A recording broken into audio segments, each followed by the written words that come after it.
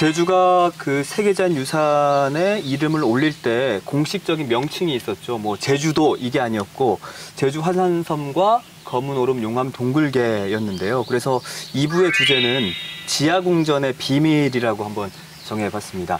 우리가 이제 용암의 길을 따라서 동굴들을 좀 탐사해 볼까 하는데 그 시작점은 아무래도 검은 오름이 되겠죠? 예.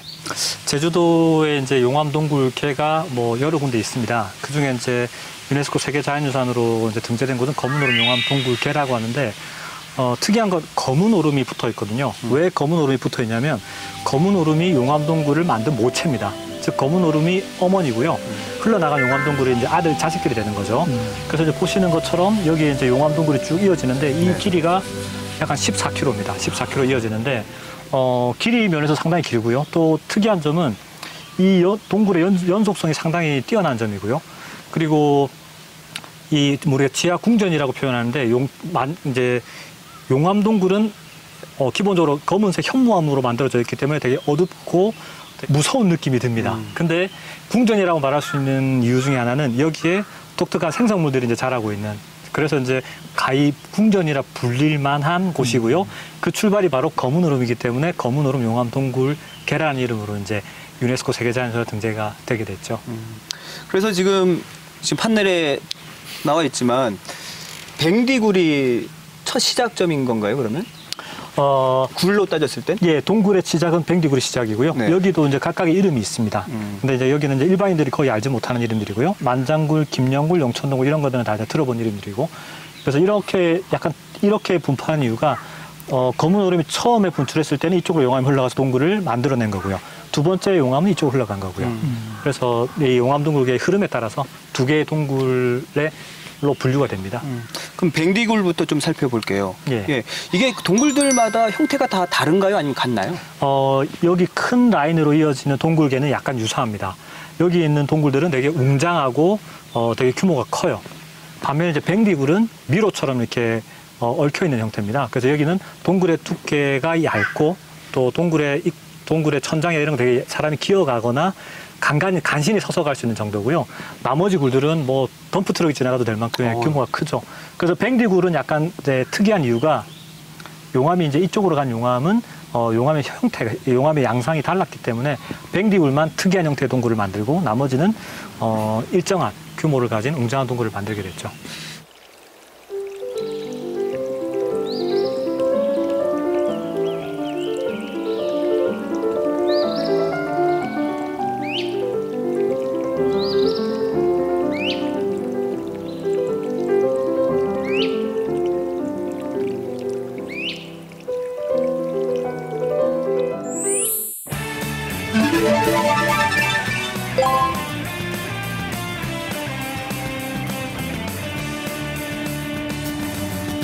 그럼 이제 뱅디굴에서 쭉 내려오면 이제 만장굴이 나와요.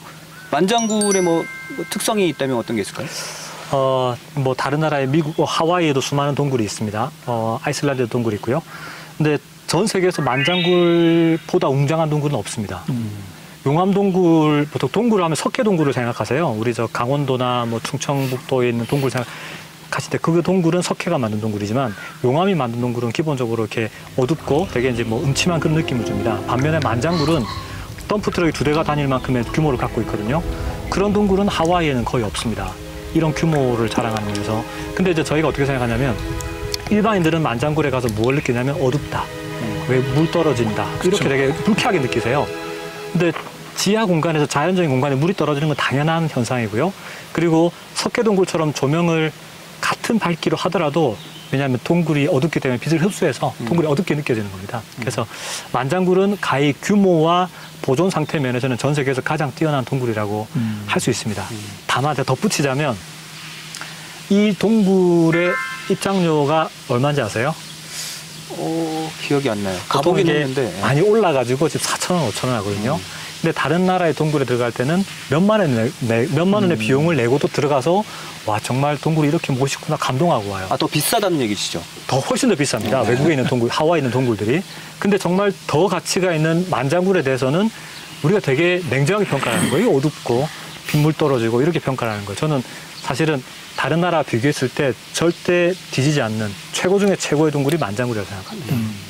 사실 이제 만장굴이 말씀하신 것처럼 규모 면에서나 보존 상태가 좋기 때문에 이 제주도가 세계 자연유산이 되는데 아주 중요한 역할을 했습니다. 근데 저는 이 만장굴을 보면서 좀 보이지 않는 또 다른 가치를 좀 말씀을 드리고 싶은데요. 사실 이 만장굴은 거의 해방 직후에 지금 제주 김영 초등학교에 초임교사를 부임하셨던 부종현 선생님이랑 또 초등학교 5, 6학년 아이들 30명이 집시 신고 횃불 들고 들어가서 이 만장굴을 발견하게 된 거거든요. 근데 저는 이 만장굴을 발견한 이 꼬마들의 이야기가 우리가 살아가고 있는 이 시점에서 어떤 의미를 좀 주냐면 저는 좀 이렇게 말씀을 드리고 싶어요. 사실 인류 역사를 거슬러 올라가 보면 이렇게 위대한 발견을 했던 탐험가 과학자들이 되게 많이 있습니다. 근데 이분들의 공통점은 뭐냐면 전부 지식으로 무장한 전문가 그룹이었어요. 그리고 또 정부와 귀족들의 막대한 후원이 있었기 때문에 저는 그런 발견이 가능했다라고 생각이 드는데 근데 정말 이 만장굴의 사례를 보면 정말 이 지구상에서 만장굴 규모 정도의 이 커다란 용암 동굴을 초등학교 학생들과 교사가 발견한 경우는 드문 흔치 않다라는 거죠. 어찌 보면 정말 일제체에서 벗어난 해방 직후에 시골 작은 마을에 초등학교 교사가 아이들을 데리고 이런 용암 동굴 그리고 이제 곶자왈, 한라산 이런 곳으로 이렇게 탐험을 다니면서 했던 교육의 형태야말로 지금 어찌 보면 우리가 지금 꿈꾸는 가장 이상적인 교육의 전형이 아닌가. 자연과 분리되지 않는 공간에서 완벽한 형태의 어떤 교육을 행했다라는 거죠. 우리가 지금 요즘에 코로나 때문에 또 팬데믹 상황이 와 있는데 우리가 정말 자연과 더불어 사는 삶이라는 거 그리고 자연과 더불어 하는 교육이란 어떤 의미인지 우리가 아마 이 만장굴의 발견 스토리를 통해서 한 번쯤 좀 되새겨보면 좋지 않을까 그런 생각이 들었습니다. 네. 그럼 여기에 비공개 구간이 따로 있는 겁니까? 예, 만장굴이 지금 여기 입구가 하나 있는데요. 네. 만장굴은 여기도 입구가 있습니다. 입구가 총 여기에 있고 여기 입구 3군데가 있습니다. 3군데가 있는데 저희가 이제 두 번째 구간만 1km만 공개를 하고 있고요. 나머지 구간은 일단 보존을 위해서 개방을 하고 있지 않는 구간이죠. 공개 구간에서 볼 수 없는 다양한 생성물들이라든가 박쥐 이런 것들은 이 비공개 구간에 상당히 많이 서식하고 또 잘 보존되어 있습니다. 그럼 여기 지금 보니까 만장굴하고 김영굴이 이렇게 조금 이어진 듯한 느낌이 드는데 이게 그럼 한 몸인가요? 만장굴, 김영굴은 원래 한 몸입니다. 한 몸이었는데 용암이 이제 상류에서 거문으로부터 흘러와가지고 쭉 이렇게 흘러가다가요. 지하에 동굴을 만들고 이제 김영굴까지 동굴을 만들었습니다. 만들었는데 뒤이어서 오던 용암이 동굴 내부에서 이제 멈춰버리거나 또는 동굴 천장이 무너지거나 하면서 동굴이 두 개로 분리되는 경우들 이제 저희가 각각 이름을 붙이거든요. 원래는 한 몸이었으나 2차적으로 붕괴 또는 다른 용암이 흘러와서 동굴 내부를 채워버리면 이제 분리되겠죠. 그런 형태로 이제 나눠진 겁니다.